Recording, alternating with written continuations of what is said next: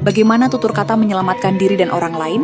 Ajaran itu diringkas dalam petuah Jawa yang dimuat dalam serat Wedotomo, Ame Mangun Karyenak Tiasing Sasomo, yaitu membangun kenyamanan batin orang lain melalui bahasa dan sikap. Ini bukan semata-mata soal sopan santun, melainkan disiplin batin yang mengendalikan rasa, mencegah kesewenang-wenangan, dan menegakkan keadilan dengan cara halus, sehingga kehadiran kita membuat orang lain merasa aman. Kunci utamanya adalah menjaga lisan. Konsep Jawa ini dikenal sebagai ajining diri sokolati. Seseorang dihargai sejauh ia bisa menjaga ucapannya, dan orang lain merasa aman.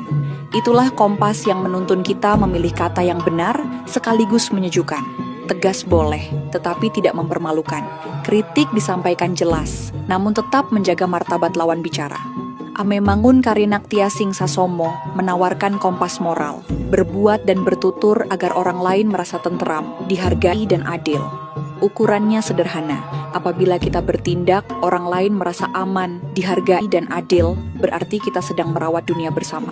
Dalam tradisi Islam Jawa, ajaran ini sejalan dengan hadis Nabi, Al-Muslimu man salima al-muslimuna min lisanihi wa yadihi, yang artinya, Muslim adalah orang yang kaum Muslim selamat dari lisan dan tangannya.